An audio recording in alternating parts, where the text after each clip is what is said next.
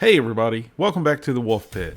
Today, we're talking about the Great Depression that started in 1929 and lasted for 10 years when the stock market crashed. The scary thing about the Great Depression is it could happen again.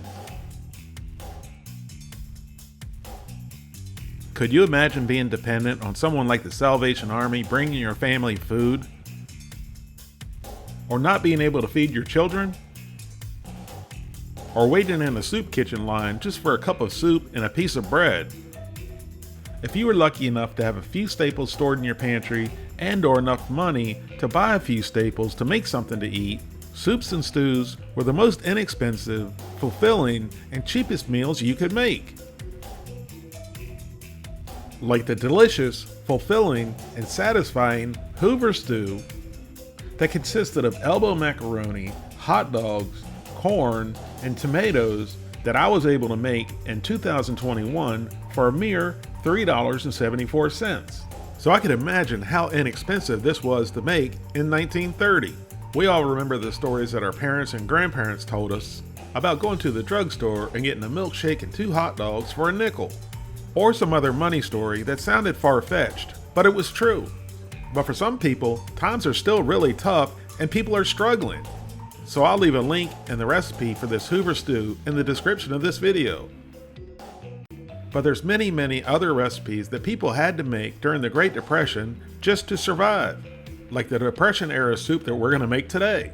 But if there's other Depression era recipes you'd like to see me make, please let me know in the comments. So if you had it, today's soup starts off with a tablespoon of butter. And if you didn't have butter, you could use bacon grease or lard or whatever you had on hand. And what you had on hand was the difference in surviving or starving. So if you had any meat, you could use any kind of meat you want in this soup. I believe the original recipe called for ring bologna, but hot dogs, a piece of ham, or ham bone would have worked perfectly.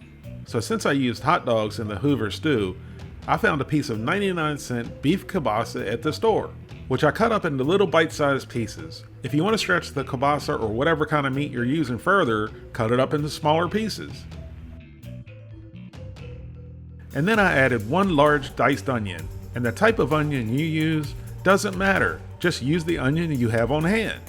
When you're struggling, you use what you have on hand or what you can afford. You can't afford to be picky. Next, add 3 stalks of diced celery. With your heat on medium-high, saute your meat and your vegetables for about 10 minutes.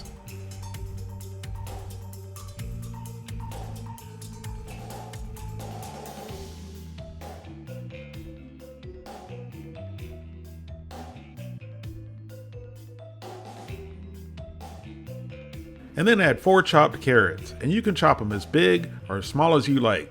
I cut the carrots a little bit larger than I normally would because I wanted to get some good flavor out of the carrots without the carrots turning mushy. So by cutting them in large pieces, I could let them cook for a long time without turning mushy and getting some flavor out of them. So once you add your carrots, saute for another 5 minutes or so. Now I'm cooking this recipe almost exactly as the recipe is stated. This way we get a true taste of what people ate during the Great Depression. And the only seasoning that was used was salt and pepper. So we generously season with kosher salt and black pepper. Season according to your taste. And also adjust according to the meat and the fat you used in the recipe. If you use bacon grease, bacon, or ham, use less salt in the recipe.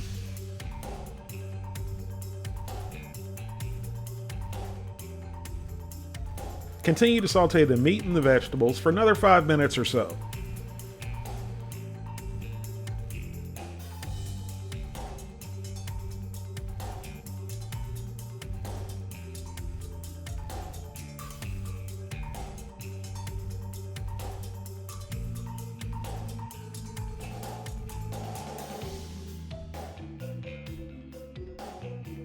After sauteing another 5 minutes or so, add 12 cups of cold water. Yes, I know nowadays, and in a perfect world, water sounds odd and boring. So we're pretending like we're still back in the 30s, where times were tough, we had little money, and ingredients were scarce. You had to make do with what you had. It was all about surviving, and you couldn't survive without food in your stomach. To give your soup a good mix,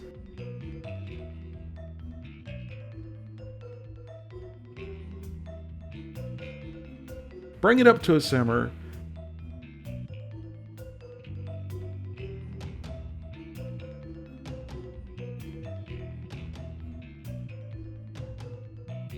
cover, and let it cook for about 30 minutes. While our Depression-era soup is simmering, let me quickly show you a snippet of another stew recipe that's good for when you're struggling and times are hard. I created this recipe recently, and I call it Inflation Stew. And it's made with stewed tomatoes, cabbage, rice, and lentils. And as you can see, you can make a huge pot of this hearty, rich, savory, comforting, nutritious, and delicious stew that'll feed a whole lot of people for 26 cents per serving, whether you're struggling or not. And if you want to pay it forward and just be a good person, you can make a huge pot of this and give it to a needy family. The receiving less fortunate families' bellies will be full, and they will be forever grateful of your caring and your generosity. There'll be a link to the video and the recipe in the description of this video. After simmering for 30 minutes with the lid on, here's what our Depression-era soup looks like. And as you can tell, it's created a nice rich and savory broth from the kielbasa, the carrots, the celery, the onions, and the salt and pepper. Now add 4 potatoes that have been peeled and cubed. And once again, use whatever potatoes you have on hand. It doesn't matter what kind of potatoes you use. Even sweet potatoes would work. The potatoes I'm using are just russet potatoes.